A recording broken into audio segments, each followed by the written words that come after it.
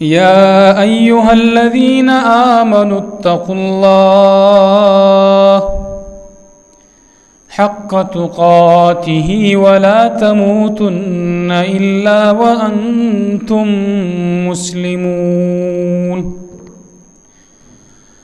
يا أيها الناس اتقوا ربكم الذي خلقكم من نفس واحدة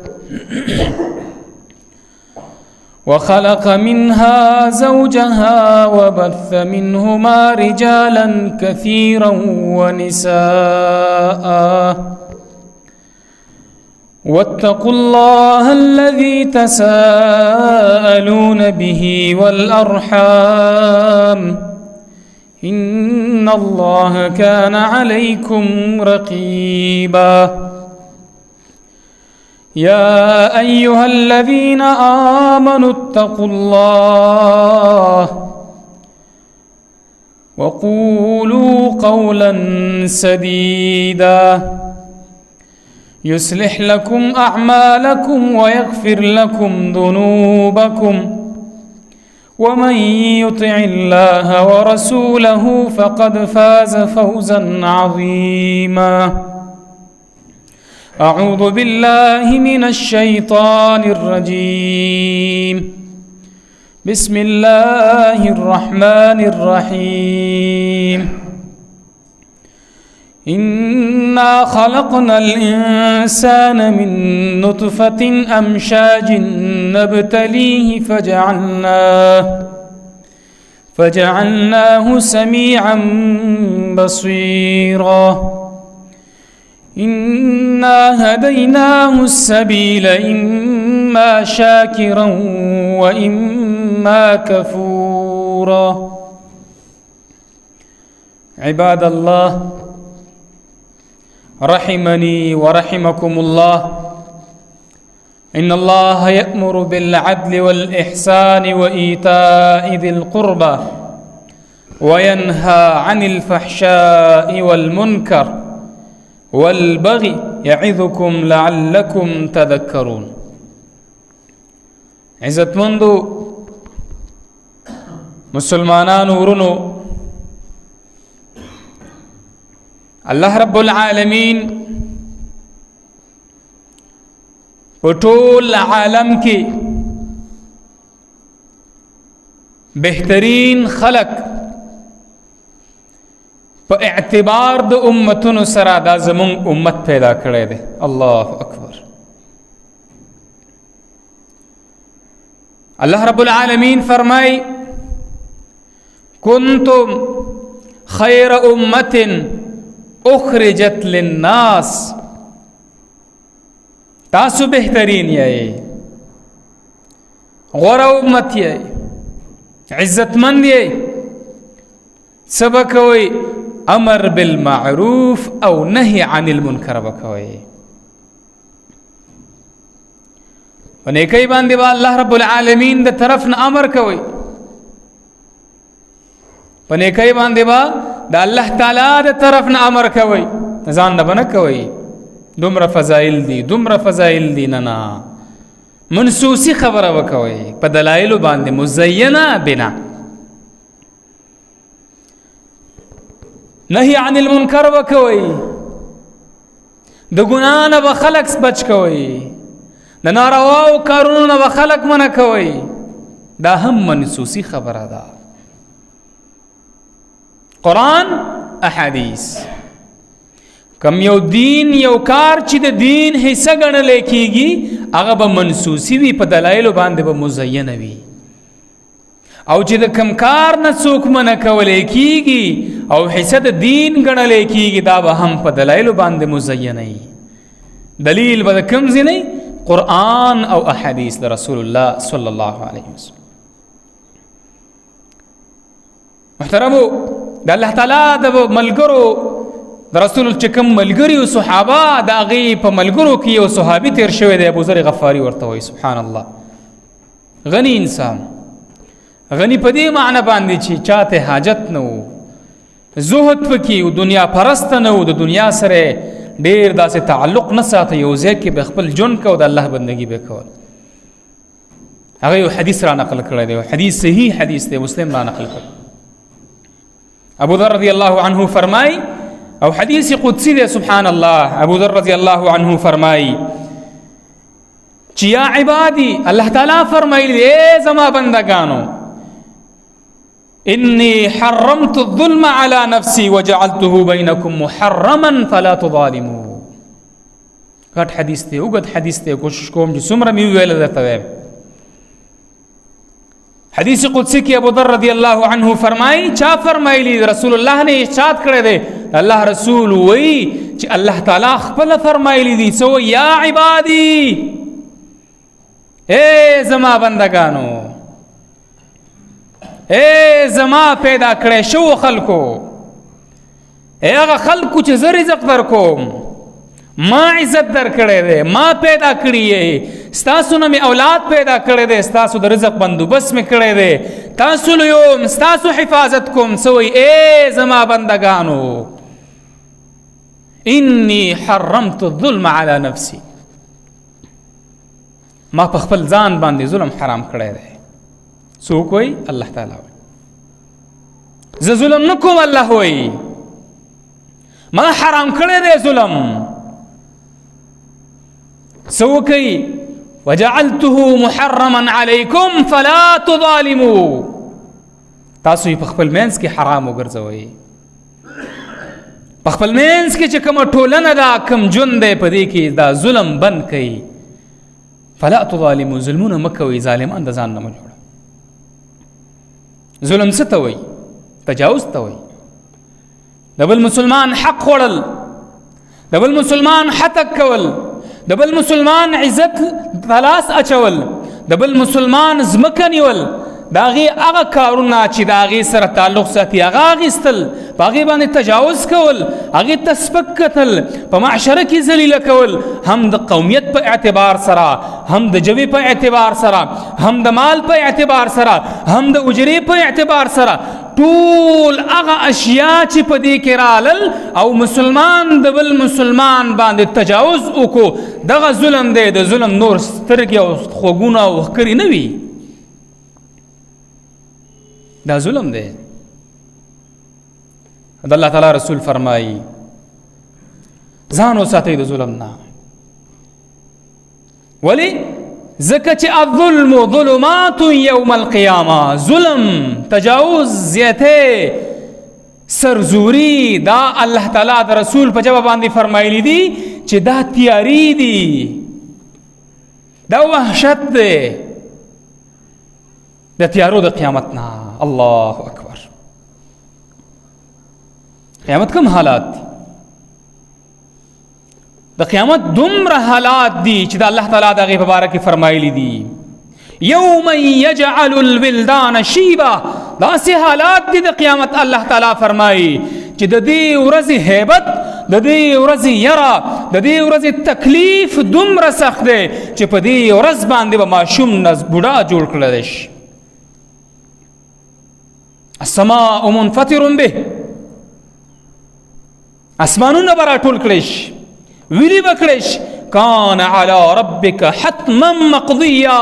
الله ویلی دا ورځ به راولم، الله د دې فیصله کړې ده، دا ورځ درسته کېدلی نشي. داسې حالات دي. سورة الفجر کې، سوره عبسه کې الله تعالی فرمایي یوم یفر المرء من اخیه. داسې ورځ ده چې په دې ورځ باندې به خپل ورور د ورور نه تختی، و امه و ابیه، پلار نه به سړی تختی، د مور نه به تختی، د ورور نه به تختی، د زوی نه به تختی، د ښځې نه به تختی. وجه دا ده چې د دې ورځې هیبت دومره دی. الله وایي سورة الحج کې الله تعالی فرمایلی دي چې داسې حالات دي، داسې یو زلزله ده چې کله دا زلزله د قیامت راشي خلق به تاسو وینئ چې دا به نشه وي. وما هم بسکارا، الله وایي نشه به نه وي، ولکن عذاب الله شدید، لیکن عذاب د الله تعالی ډېر سخت، عذاب د الله تعالی دا ډېر سخت. الله هو اذا زلزلت الارض زلزالها وأخرجت الأرض أثقالها وقال الإنسان ما لها يومئذ تحدث أخبارها بأن ربك أوحى لها يومئذ يصدر الناس أشتاتا ليروا أعمالهم فمن يعمل مثقال ذرة خيرا يره ومن يعمل مثقال ذرة شرا يره. الله أكبر. کله چې د ازمکه الله وی وجړقي په جړقولو سره تس نس شي، دا بدل شي، دا اسمانونه، دا ځمکې، دا خلق، دا ادم بچیان، دا به ټول ختم شي. سوره ابراهیم کې الله تعالی دا غي تذکره کړې ده، یوم تبدل الارض، په هغه ورځ چې بدله به کړې شي دا ځمکه، والسماوات، او دا اسمانونه، وبرزوا لله الواحد القهار، او ورمخامخ بکړه شي تاسو، ورمخامخ بشي الله تعالی ته چې احد دی، واحد دی، یو دی، ثانی نشته دی، احد لا شریک له، هیڅ قسم شریک د الله تعالی سره په عبادت کې، توحید الربوبیت کې، توحید الالوهیت کې، توحید الاسماء والصفات کې، یعنی په کارونو کې، په ورکړه کې، په نومونو کې، په صفاتو کې د الله تعالی سره همسیال برابر دا هیڅ څوک هم نشته دی. الله وایي چې ورښکاره شئ، ودرېږئ د دې الله تعالی مخې ته، القهار چې زورور دی، نو زورور ذات به بیا فیصلې کوي، یا به هلته تپوس کیږي. موږ خو په دې دنیا کې چې زورور وي د هغې عزت کوو، زورور عزت مه کوئ، زورورو عزت مه کوئ. او دا عزت د زړه نه وي، دا د یېرې نه وي، یېرېږو ترې، ته دومره بزدلې، دومره بې ایمانې، له مخلوق نه یېرېږې، یېره د الله نه پکار ده. ایمان برابر کوي د الله سره، د الله نه یریږه. چې کله د الله یره ستا په زړه کې راغله، بیا به ته د مخلوق غم نه کوې، یا به نه یریږې، یا به دمکي، دړکې، ډزې، دا ټوپکمونه، دا قصې، دې ته بیا د چا پروا نه وي، زه خپل کار کوم. ته څوک که ستا غوښه ده خو زما هم غوښه ده، یا که زما غوښه ده خو ستا هم غوښه ده، که تا نه وځي زما نه وځي، یا دې ته څوک پروا نه کوي. کله چې د الله یره په زړه کې نه وي، بیا خلک د مخلوق نه یریږي، بیا خلک د مخلوق نه یریږي. نو الله تعالی څه وایي؟ ځان وساتئ د ظلم نه، د زیاتي نه. موږ په پښتنه معاشره کې پلار په زوی باندې ظلم کوي، حق نه ادا کوي، یا یې نشي ادا کولی. پلار په خپل ځان ظلم کوي، پلار په خپل کور ودانه باندې ظلم کوي، دا ورته غیرت ښکاري، پښتو ښکاري چې وی وها، وی کنځه، بې عزته یې که او جنګ وکړه او جګړه وکړه، خپل زوی ووهه، د بل چا سره جګړه وکړه، دا ظلم دی، دا وحشت دی. د مینې او د محبت ژوند وکړه، د آرام او د سکون ژوند وکړه. دا څه ژوند دی؟ ځان دې مغر که، بل دې مغر که، ځان له دې هم ژوند خراب که، بل له دې هم خراب کړه، خپل هم خفه یې، بل هم خفه دی. 2 ورځې ژوند دی. که سترګې دې پټې شوي، والله بیا هېڅ هم نه در رسي، الا مګر که چېرته دې صدقه جاریه پرېښي یا د نیک اولاد پرېښي، دعا به درته وکړي. غټ غټ ارزوګانې کوو، غټ غټ سوچونه کوو. طول العمل دا د زړه د سختوالي یو سبب دی، دې وجې نه زموږ زړونه سخت. مونږ که چاته ووایو د الله نه ویرېږه، درپسې خاندي، درته ګورئ الله نه ویرېږه، خاندي. زمونږ خلک چې یېرې څه به ورته وایي؟ د پلانکي باش درپسې راولم، هلک بیا رپېږي. دا د مخلوق بندګان دي، الله بندګان خو نه دي. د الله نه ویرېږه. عمر رضی الله عنه بارک راضي، سبحان الله، خلیفة المؤمنین، اولنی خلیفه، شهسوار، عزتمند، بهادر، سپاهی، جرنیل عمر بن خطاب بارک راضي. وی کله چې به عمر ته چا د الله واسطه ورکړه، نو خبره پیدو، او چې ورته ویل چې د الله خاطر وکړه، مه کوه دا کار، عمر به رپېدو. داسې مونږ ته چې څوک ووایي الله نه ویرېږه، مونږ پسې خاندو. ظلم مه کوه، په ځانم مه کوه، په بلم مه کوه، په بلم مه کوه. واوره دا خبره، په بل ظلم په ځان ظلم دی، په بل ظلم په ځان ظلم دی. د بل سپکه د ځان سپکه ده، د بل بې عزتي د ځان بې عزتي ده. بل ته بده لهجه استعمالول ځان ته بده لهجه استعمالول. دیو جن د الله تعالی رسول فرمایلی وکړم چې هغه سړی ډېر بدبخته سړی دی چې هغه خپل مور او پلار ته کنځلي کوي. صحابو ته پوښتنه وکړه دا څوک شته چې مور او پلار ته کنځلي وکړي؟ مخکې خو نه و، د معاشره کې شته، مخامخ یې ورته وایي پلار ته م وایي مور ته م. صحابو تعجب وکړو داسې هم څوک شته چې مور او پلار ته کنځلي کوي؟ مونږ وایو که چېرته صحابه په دې دور کې وی نو کیدای شي مونږ د منافقانو نه مخکې جهنم ته لېږلي وي. تعجب کوي مور او پلار ته څوک کنځل کوي؟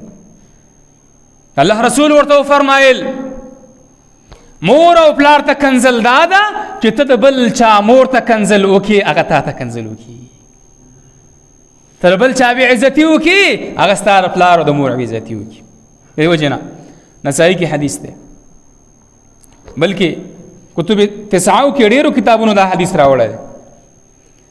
کله چې یو انسان مسلمان د ادم بچی د بل مسلمان بې عزتي وکړي د ده څه خیال دی چې ده به بې عزتي نه کېږي؟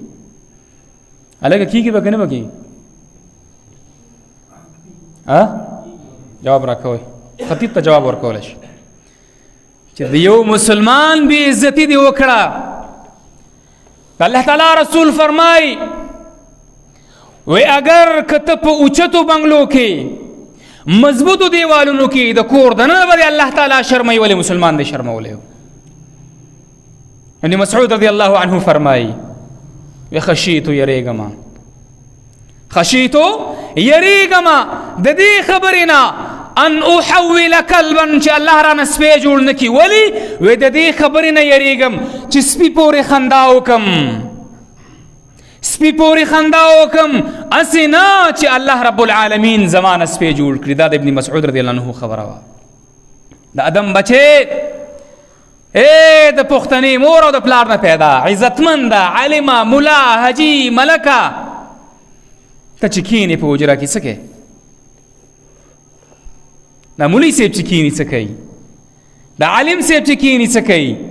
حجي صاحبانو ته خو هسې هم لیسنس میلاو دی، خو کوي غیبتونه، اخو سپکوي. د پښتون په تاریخ او په میړانه کې ما د دې خبرې نه بل څه ونه لیدل چې همیشه خپله درنه ویل او د بل یې سپکویل. زمونږ نیچر دی، فطرت زمونږ جوړ شوی دی. فطرت داسې نه دی مونږ جوړ کړی دی. فطرت خو دین دی، فطرت خو اسلام دی، فطرت خو نیغه لاره ده، خو ما او تا کې فرق دی. ابو ذر رضی الله عنه حدیث د مسلم دی، څه وایي؟ یا عبادی انی حرمت الظلم علی نفسی، ما په خپل ځان باندې ظلم حرام کړی دی. فجعلته محرما بینکم فلا تظالموا، ستاسو ترمنځ کې هم تاسو دا ظلمونه بند کړئ، حرام یې وګرځوئ، ظلم مه کوئ په یو مسلمان په بل مسلمان، حتی تر دې پورې چې کافر باندې هم ظلم نشي کوئ، حتی تر دې پورې اسلام دومره ښکلی دین دی چې په دې کې د سپي، د پیشو، د څاروي، د هر یو شي الله رب العالمین مقام او مرتبه ښودلی چې تکلیف به ورته نه وررسوي، الا که هغې تاسو ته تکلیف در رسوي نو بیا هغه وجلی شي. موږ مسلمانان داسې وجنو بې درېغه، داسې بې عزته کوو، وینه تویو بې درېغه، خوند را کوي، دا موږ ته غیرت ښکاري. زما د دې معاشرې پختر سادهګان ډېر د ژوند د خوږو نه لرې یې، هېڅ د ژوند په خوږو باندې نه پوهېږئ. نفرت، بغض، کینه، حسد، دا زموږ د ژوند حصه ګرځېده. مینه، محبت، الفت، ورورولي دا پیدا کړه چې ژوند نه خوند واخلي. څه ژوند دی ستا؟ پوه شوې پې؟ څوک پې پوهېده په ژوند باندې؟ زه خو پې نه یم پوهې. 13 کاله مې ژوند دی. څومره؟ 13. 1994 کې مې سترګې غړولې دي. 2024 کال روان دی. والله بالله ثم تالله که په ژوند باندې پوهې، ما ته ځان اوس موړو کې بچی ښکاري، سبا به مې ږیره کې سپین ولګي. ستاسو خو لګېدلي سپین ږیرو، ځوانان خو ناست دي په ژوند پوهې. څه مو ته جوړ کړه؟ تش تربګنی دا پیغور بهتان تربورولی د کاکا زوی نه تربور ترلا دا هغه پټې ځمکه کور د الله بندگانو الله دې نه پیدا کړی تاسو خلاص خبر الله تعالی کړی عبادت لمه پیدا کړی بندګۍ لمه پیدا کړی غلام بس بچایو کی مونږ غلامان یو د الله تعالی کنه یو عالم الارواح کې مونږ الله سره وعده کړی و تمو ربي ستا بندګي وکاو ستا اصول به منو ته چې کوم یو شی مونږ ته هغه به منو د ادم بچی د خپل خبرې نه اورېدلې دی مونږ وایو نن سبا پښتو ده پښتونولي ده ژبه ده مونږ خپله ژبه پرېښې ده نو موږ پښتو هم نه راپاتې اسلام هم راکې نه دی دا اولنۍ ټوکړه وه څه وایي ظلم مه کوئ تاسو په یو بل باندې والله بالله ثم تالله چې ظلم کې وحشت پروت دی ظلم کې تیاره پرته ده ظلم کې بېچیني پرته ده یو واقعه به درته بیان کړم بیا د حدیث دا دویمه ټوکړه وایم څومره مې وویله که تاسو تنګ شوئ خو بند به کړم او که تنګ نه شوئ لګیا به یو سړي د یو ماشوم پلار وجلی و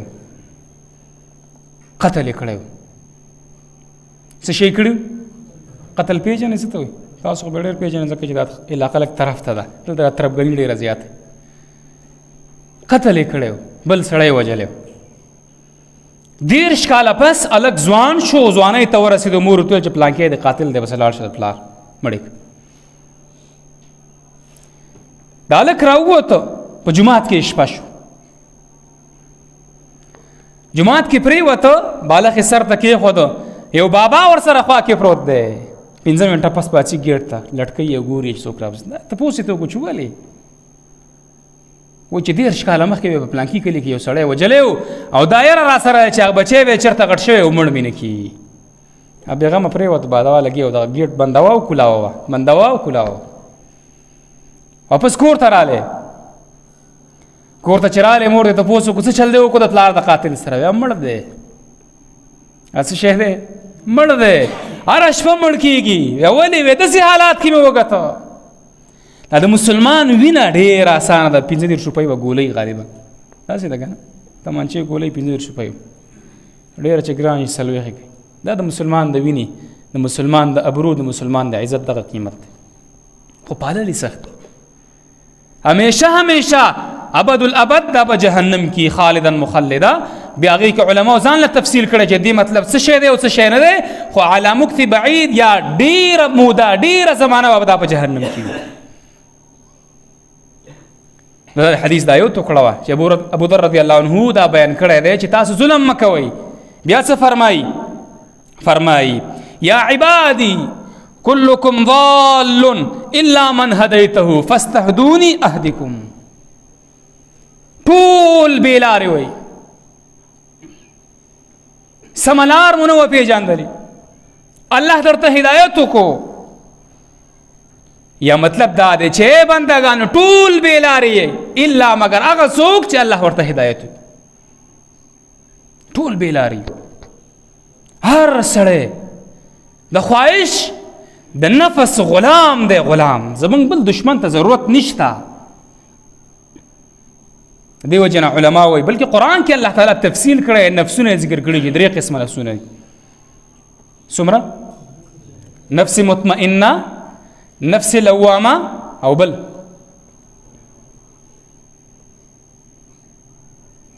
څو قسمه دي لکه کم دي مطمئنه لوامه او بل په دیارلسمه سپاره کې الله تعالی وي نفس اماره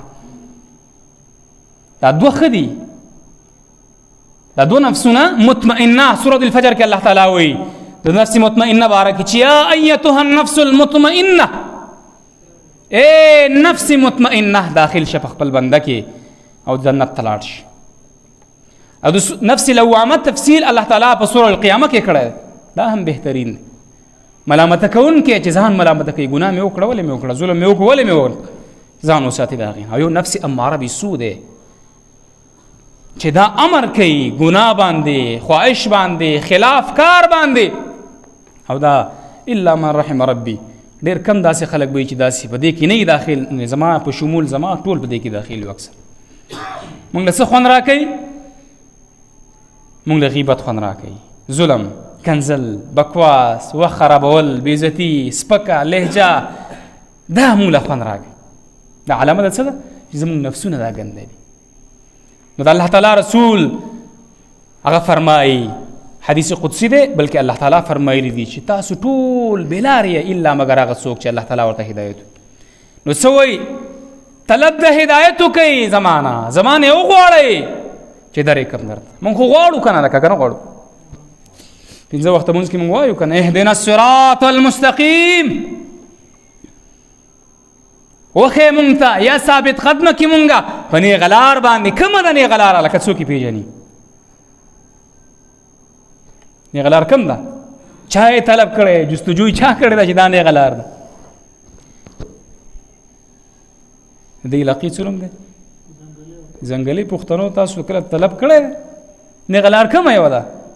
کله مونږ مونځ په پښتو کې صحیح زده کړی، زوت کړی مو ده، حفظ کړی مو ده، بس درز او دروز او قصه ختم. سوچ وکړه په دې کې، سورې فاتحه کې سوچ وکړه، مونځ کې سوچ وکړه. دا د پټو سترګو کار نه دی. الله ته به ورځې، ودرېږې به، حساب کتاب دی، سزا جزا ده، جنت جهنم دی. څه جواب به ورکړې الله تعالی ته؟ زمونږ د مولیانو هم دا دین ډېر اسان کړی دی، اگر که اسان دی هم. الله تعالی رسول فرمایي چې دین یسر، دین اسان دی، دومره هم اسان نه دی، عمل غواړي. مونږ وایو چا چې کلمه وویله لا اله الا الله محمد رسول الله، بس خبره یې ختمه، جنت ته وځي. داسې اسانه پاټکونه دي، قصې دي، خبرې دي، شرایط لري. کلمه دی ویله چې لا اله الا الله محمد رسول الله په معنی پوهېږي؟ چاته معنی ورځي لاس اوچت کوي د لا اله الا الله محمد رسول الله. چا چې لاس اوچت نه کوي دا نه ورځي لکه چې دا د افسوس خبره نه. لا اله الا الله محمد رسول الله کلمه مې ویله او پوهېږم پې نه. څو شروط لري پته راته نه لګي. او چې په اجره کې کښېنم، په کور کې کښېنم، په لاره کې کښېنم، په کاروبار کې کښېنم، بیا زمانه تکړه څوک نشته دی. اگر که د دنیا بدي موږ نه بیانو، دنیا ضرورت دی، وکه دنیا، خو دین مه پرېږده. هلته به ورځې، بیا سوچ وکړه، فکر وکړه، وده کېږه مه، یخ شه. الله څه وایي؟ اهدنا الصراط المستقیم. موږ دعا کوو، طلب کوو، الله ته وایو 5 وخته مونځ کې. څو رکعته مونځ دی؟ 4 د سحر، 10 د ماسپښین، 4 د مازدیګر، 5 د ماښام، بیا 9 د ماسخوتن. فرضي 4 دي، 2 سنت دي، بیا وتر چا چې څومره وکړه. نو حساب کوئ څو رکعته شو؟ په دې هر رکعت کې مونږ دا وایو که نه وایو؟ الحمدلله رب العالمین الرحمن الرحیم مالک یوم الدین ایاک نعبد و ایاک نستعین اهدنا الصراط المستقیم. څه مطلب؟ صراط الذین انعمت علیهم غیر المغضوب علیهم ولا الضالین. او بیا پسې وایو آمین. هغه لاره کومه ده؟ هغه لاره وپېژنه، هغه لاره یوه ده، د الله تعالی لار، د الله تعالی د رسول لار، قرآن او حدیث، دا لاره ده. او دغې باره کې الله تعالی فرمایلي واعتصموا بحبل الله جمیعا. رسئ ورته الله وایي، ونیسئ، مضبوط یې ونیسئ، ولا تفرقوا، اختلاف مه جوړوئ. اوس اختلاف کوونکي مونږ چاته وایو؟ چې د الله تعالی دین بیانوي. دا شرپسند. څنګه شرپسند دی؟ شرپسند زه یم چې د الله تعالی دین بیانوم؟ که څوک دی چې څوک شر جوړوي، زه خو شر نه جوړوم، زه خو د الله تعالی د رسول طریقه بیانوم، قرآن بیانوم. کومه خبره چې د الله تعالی په کلام کې نه وه، د رسول الله په فرامینو کې نه وه، او ما د ځان نه وکړه، زما ګریوان ته پې لاس راواچوه. پښتون یې که نه؟ ما ګریوان ته پې لاس راواچوه.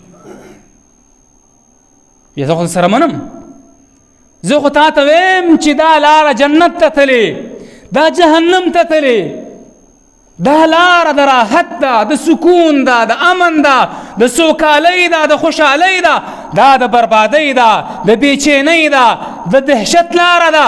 ته دا خوښې دې ته نه راځې، بیا ما ته وایې ته شر پسند یې.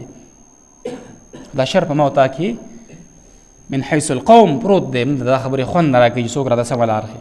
موږ د سر د پاسه سر نه منو.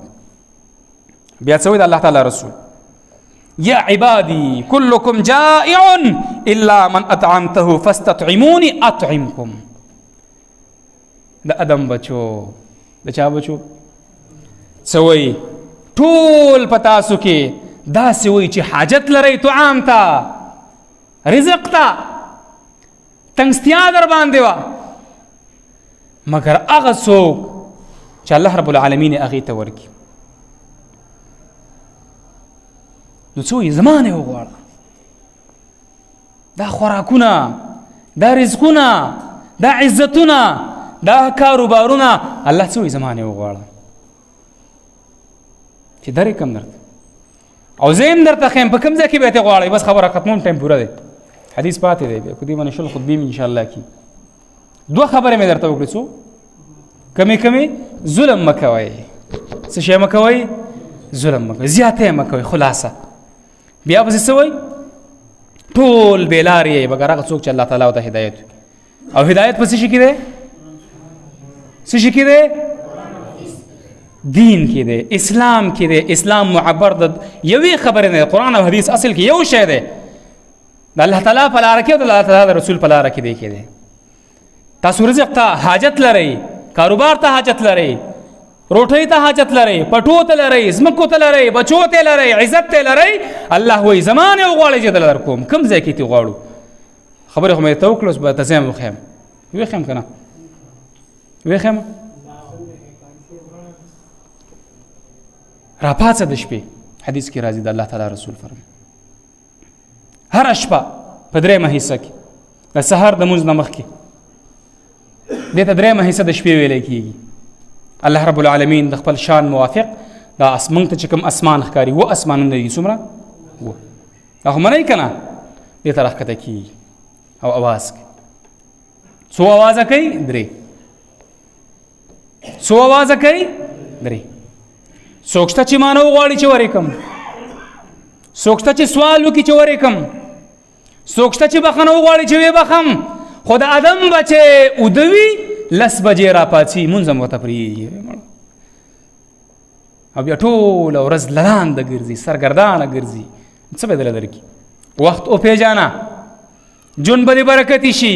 سهار مونځ ته راپاڅي، نیمه ګنټه مخکې راپاڅه. دا خو د جمعې شپې دي اوږدې، 20 کرته پکې بوډاګان راپاڅي. ته ځوان یې 2 پیره خو به راپاڅي. راپاڅه، الله ته وژاړه، وغواړه تې په داسې انداز یې ته وغواړه چې ربه ته به یې راکې، بل څوک نشته دی چا ته لاس ونیسم. بل څوک شته؟ د ورکړې څوک شته لکه الله دی؟ الله نه وغواړه. الله وایي دغه ټایم کې وغواړه. که دا در باندې سخت دی نشي راپاڅېدلی، کارونه دي، کړاوونه دي، سړی بیمار دی، هر یو دغه ټایم کې وغواړه دله درکوي یې. که دلته هم نشي غوښتلی مونځ په ټایم باندې وکړه، مونځ نه پس کښېنه الله تعالی ته یو دعا وکړه، سوال وکړه. اقامت او د اذان ترمنځ 15 منټه وخت دی، په دې کې وغواړه. د مونځ نه پس دعا وکړه، 2 رکعته مونځ وکړه، صلات حاجت الله تعالی سونی صلی الله علیه وسلم ته ګوره درکوي که نه درکوي.